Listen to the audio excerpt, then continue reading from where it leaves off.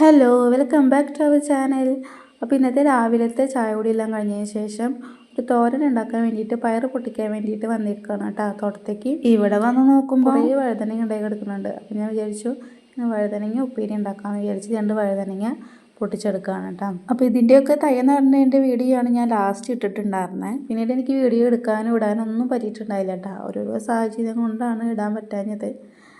എന്നാലും എന്നെ ഇഷ്ടപ്പെടുന്ന ഒരുപാട് സബ്സ്ക്രൈബേഴ്സ് എന്നെ വിട്ടിട്ട് പോയിട്ടൊന്നുമില്ല കേട്ടോ. 1-2 പേരൊക്കെ പോയിട്ടുണ്ട്. എന്നാലും എനിക്കതിൽ വിഷമമൊന്നുമില്ല.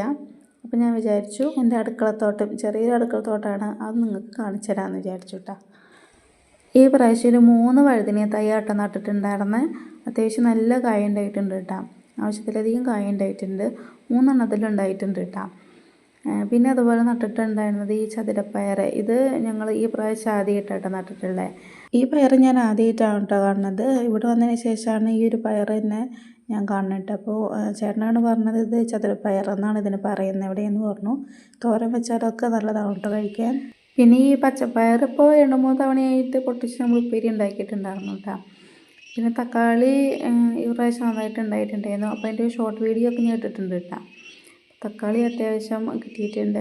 പിന്നെ നമുക്കൊക്കെ അടുക്കളയ്ക്ക് എപ്പോഴും അത്യാവശ്യമായിട്ടുള്ള ഇതിൻ്റെ സാധനങ്ങളാണ് പച്ചമുളകും തക്കാളിയും. ഇവിടെ മിക്ക കറികളിലും ഈ 2 സാധനങ്ങൾ മസ്റ്റാണ് കേട്ടോ.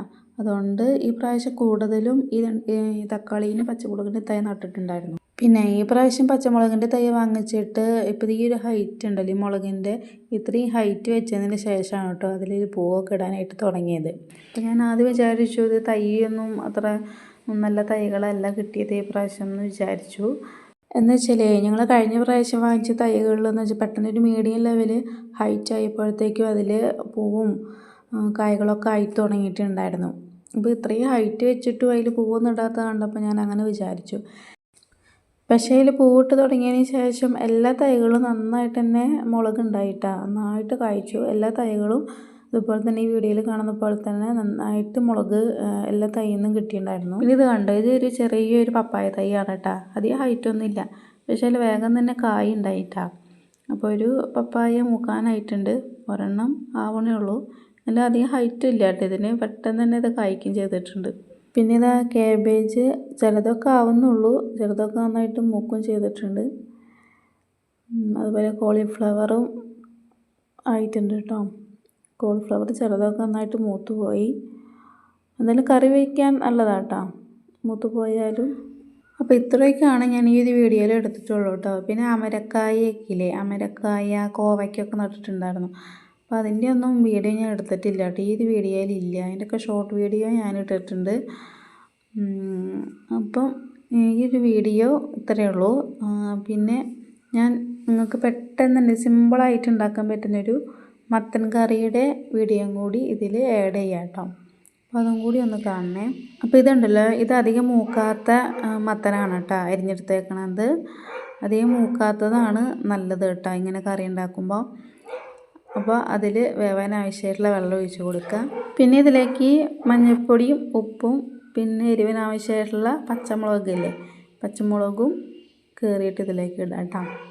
ഇത്രയേ ഉള്ളൂ കേട്ടോ സംഭവം. എന്നിട്ട് അത് അടച്ച് വെച്ചിട്ട് വേവിച്ചെടുക്കാം. അപ്പോൾ ഈ മത്തനാണെങ്കിൽ വേഗം തന്നെ വേവും ചെയ്യും കേട്ടോ. അങ്ങനെ മത്തനെല്ലാം വെന്ത് കിട്ടിയിട്ടുണ്ട്. അപ്പോൾ ഇത് ഞാൻ ഇങ്ങനെ കയ്യിൽ വെച്ചിട്ട് ഇങ്ങനെ ഉടച്ചുടച്ച് കൊടുക്കുകയാണ് കേട്ടോ. അപ്പോൾ കുറച്ച് കൊഴുപ്പ് കിട്ടും കറിക്ക്. അതിന് ശേഷം ഇനി വേറെ ഒന്നുമില്ല, കടുക് കാച്ചി ഒഴിക്കുക, എണ്ണ ചൂടാകുമ്പോൾ കടുക് ഇടുക, അതുപോലെ ഉണക്കമുളകില്ലേ അത് 2 പൊട്ടിച്ചിടുക, കുറച്ച് കറിവേപ്പില. ഇത്രയേ ഉള്ളൂ കേട്ടോ ആവശ്യം. എന്നിട്ട് കറിയിലേക്ക് ഒഴിക്കുക. അപ്പം കറി റെഡി ആയിട്ടുണ്ട്. സിമ്പിളായിട്ട് ഉണ്ടാക്കാനും പറ്റും. ഞാൻ ആദ്യമായിട്ടാണ് ഈ കറി, എനിക്ക് ചേട്ടനാണ് എൻ്റെ അടുത്ത് ഇങ്ങനെ ഈ ഒരു റെസിപ്പി പറഞ്ഞു തന്നെ കേട്ടോ. അപ്പോൾ ഇവിടെ ചേട്ടൻ്റെ അമ്മയൊക്കെ ഉണ്ടാക്കി കൊടുക്കാറുണ്ട് എന്ന് ചേട്ടന്. അങ്ങനെ പറഞ്ഞിട്ട് ഒരു വട്ടം മത്തം വാങ്ങിച്ച സമയത്ത് ഉണ്ടാക്കി കൊടുത്തതാണ് കേട്ടോ. പക്ഷേ ഇപ്പോൾ എപ്പം മത്തം വാങ്ങിച്ചാൽ ഞാൻ ആദ്യം ഉണ്ടാക്കണ കറി ഇതാണ് കേട്ടോ. എനിക്ക് ഭയങ്കര ഇഷ്ടമാണ്. ഇവിടെ ചേട്ടനായാലും നല്ല ഇഷ്ടമാണ്. അപ്പോൾ ഇതുപോലെ ഒന്ന് ഉണ്ടാക്കി നോക്കാത്തവരൊന്ന് ട്രൈ ചെയ്ത് നോക്കട്ടോ. അപ്പോൾ എൻ്റെ ഈ ഒരു വീഡിയോ ഇത്രയേ ഉള്ളൂ. ഇഷ്ടപ്പെട്ടെങ്കിൽ ലൈക്ക് ചെയ്യുക, സബ്സ്ക്രൈബ് ചെയ്യാം. അപ്പോൾ അടുത്ത നല്ലൊരു വീഡിയോ ആയിട്ട് വീണ്ടും കാണാം. Bye, see U.